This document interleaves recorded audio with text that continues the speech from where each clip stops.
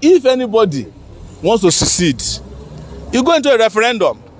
Let the people decide whether they want to be in Nigeria or they don't want to be in Nigeria. So what you are trying to say is that it's just a marriage by force. It is marriage by force. Nigeria is a transaction of the British. There's no question about it.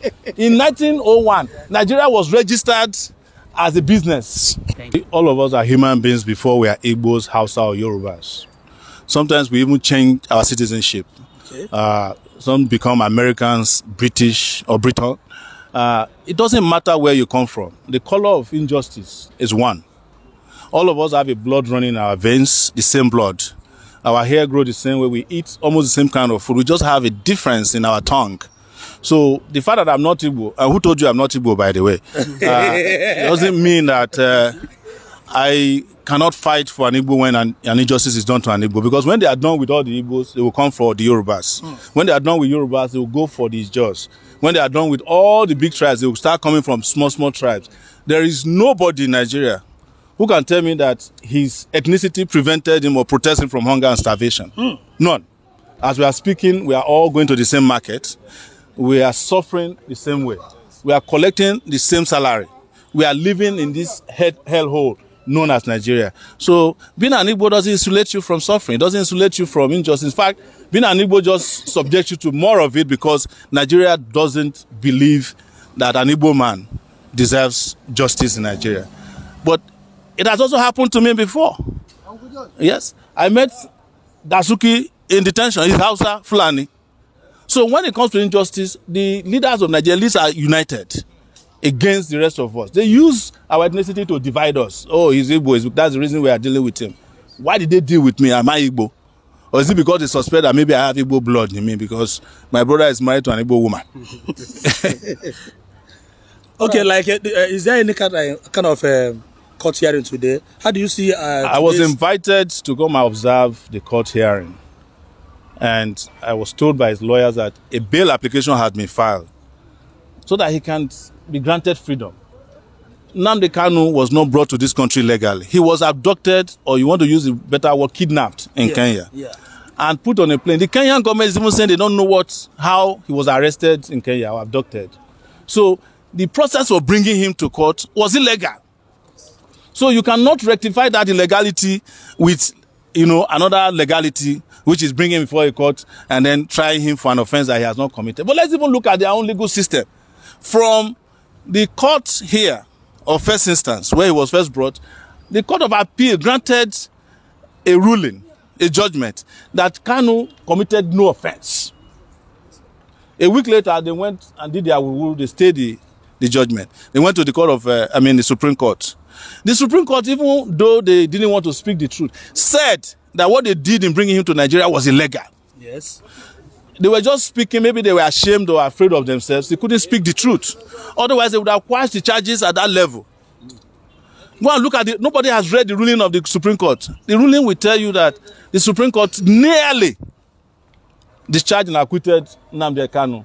But I think because of the hands of these people on the ground, a lot of water passes under our justice system bridges. So if you are bringing him to court and you have said that he did not jump bail, that is what the Supreme Court said. Because somebody who is living in his house quietly, respecting the law, and he went and invaded the place and he escaped barely by whiskers, cannot be said to have jumped bail. That's what the Supreme Court said. So if he didn't jump bail, what the judge has said today, we don't even need another application for a new bail application. It's just to restore his bail that he was enjoying before the Nigerian army went and violently violated the bail conditions of that period. That's what they should have done today. You had an encounter with the security agents? Outside, yes. Yeah, I've been having encounters with them since I was in the university. You were restricted from entering the court? I was restricted from entering the court, even though my name was on it. And I also have another business in the court, which is to pick up the certified true copies of my own case. Because I want to sue them. I want to sue them for 100 billion. For prosecutorial misconduct and wasting of my time for 5 years. Also seizing your phone today. They also seized my phone today. But I was able to get my phone back because they still have three of my phones with them, which they might have given to their side chicks. I don't want these phones to go back to their useless side chicks. When they steal your phone, they go and give it to either their children or their side chicks or their wives. So we fought and they gave me back but they didn't allow me to enter to witness the trial, which was their intention from the beginning. I know that even at the Supreme Court, I tried to go to the Supreme Court to witness the judgment. The Supreme Court people did not allow me in. It's the same DSS. How can, and I'm saying this before everybody, Nigeria Bar Association is useless. For the Nigeria Bar Association to allow DSS to be vetting lawyers that are coming to do legitimate business at the Federal High Court, that NBA is useless. But to further know how useless they are, when my case was being tried in this court, the American Bar Association was sending representatives to court every day and wrote a report, it's online, about the prosecutorial misconduct involving my case. The Nigerian Bar Association never came to court to witness my trial, even though they have a human rights body, part that is called SPIDEL or whatever. They are more interested in conferences. They will go from one conference to the other. They don't stand up for human rights. The other time, before that useless Buhari left power, they went and were clapping for Buhari at their national convention. All right, sir, when he said that there's no problem with, violating the fundamental human rights of Nigerians when national security is involved. They clap for him. Let me interject a little. Yes. You made mention of the fact that the way they repatriated Nnamdi Kanu back to Nigeria was illegal, and which was a statement already accepted by the Supreme Court. Yes. But now said, no matter what that illegality means, does not in any way slow the process, that he should go back to the Federal High Court and answer the remainder of the 8 terrorism charges against him. And then the matter was supposed to start on the 8th of February, but the federal government failed to make an appearance, and of course started today, and of course they've listened to the bail application. Now the question is, do you think this case that has lingered for 3 years has become more political than agitation of self? From the beginning. It's just like my own trial too. Treasonable felony, treason. They even accused me of cyber stalking Buhari.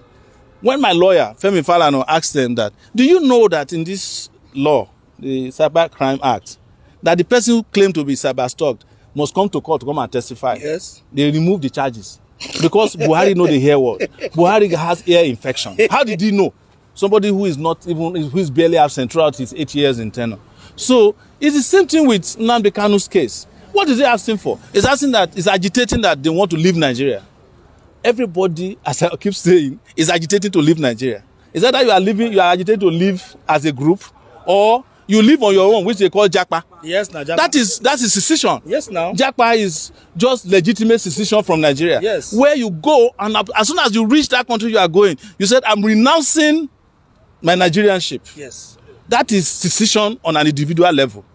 So if you are not stopping people who are doing Japa at the airport, why do you want to stop Nnamdi Kanu who says, I want to live with my people? Yes. And if you don't want them to leave, give them what they want. Yes, justice. You can't keep perpetrating injustice on people and think that they will just fold their arms and watch. So what is that justice? Justice is to allow Nigerians to come together and discuss the future of this country. And that future must include a brand new constitution, not this military constitution, that the fake one that they are using since 1999, which was promulgated by a decree. Are you getting my point? So that is justice. If that new constitution is made, the constitution can then decide. The constitution can then decide that there will be a clause in the constitution. Are you paying attention, sir? Yeah. Can you move? Can you move? That there will be a clause in the constitution. And that clause will be that if anybody wants to secede, you go into a referendum. Are you getting my point? Yes. You go into a referendum. There is a clause in the British Constitution that any of their component members can decide to leave if they want after a referendum. Scotland did it before they failed. They are still planning it again. Let the people decide whether they want to be in Nigeria or they don't want to be in Nigeria. The reason why people like us run for office is that we know that Nigeria is manageable and justice can be done because an average Igbo man is looking for how to do his business uninterrupted and making money. In fact, Igbo land is too small for Igbo man. So what you are trying to say is that it's just a marriage by force. It is marriage by force. Nigeria is a transaction of the British. There's no question about it. In 1901, Nigeria was registered as a business. And, by Sir Gordon, a British man. It was registered as a business.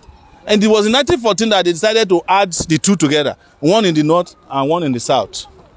So there's no question about it. It's not a crime to tell the truth that Nigeria is a transaction. And if those people who are engaged in that transaction are tired, they can leave. But besides being a transaction, even if Nigeria were to be a solid country and people are tired of it, people can leave. People can japa. Anytime. Anytime. I spent 20 years abroad. Come and question why I'm there now. Anytime I like, I come to Nigeria. I only spent 2 weeks in Nigeria for 20 years. Yes, between 1999 and 2019, when I was arrested and detained here. Since then. But guess what? Because of my interest in Nigeria, I did not change my citizenship. I'm still in Nigeria. When they seized my passport, I just got my passport back 3 days ago. Since 2019. They seized it in this court. One judge. The judge is no longer here. Justice Ojukwu.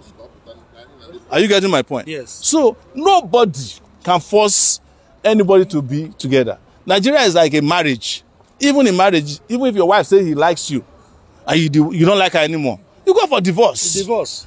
If your husband says I can't do without you and the wife is tired, Abi, yes, you go for divorce. So how can somebody force people to stay in Nigeria when they say they want to leave? But here is my position. I don't want Nigeria to break up because I like Nigeria and Nigerians. Well, let me rephrase it. I like Nigerians, but I no longer like this Nigeria. The name Nigeria. Yes. So, and these are the revolutionary changes that we advocate for. And that's why I met Kanu in New York. What he told me is the reason I come to court every day. You know, before, under Buhari, if I came to court, they bring knife to come and stab me. They beat us up. But now they can't do that anymore. They are using the DSS. DSS beat us up today in front of the court. You were there. The evidence is there. The evidence is there. They collected my phone, 2 of my phones. But I decided that unless they return my phone, I'm not going, because there are 2 other phones that they stole from my hotel room in 2019 that we can't find now. So they have given me back my phones and we are fine. I'm going to collect my CTC. But let me use this opportunity to call on Nigerians that there is going to be a major protest tomorrow. Heavy one. Heavy. Is to end hunger and starvation. That one, nobody can collect your phone. Thank you. It will be massive. Thank you very much.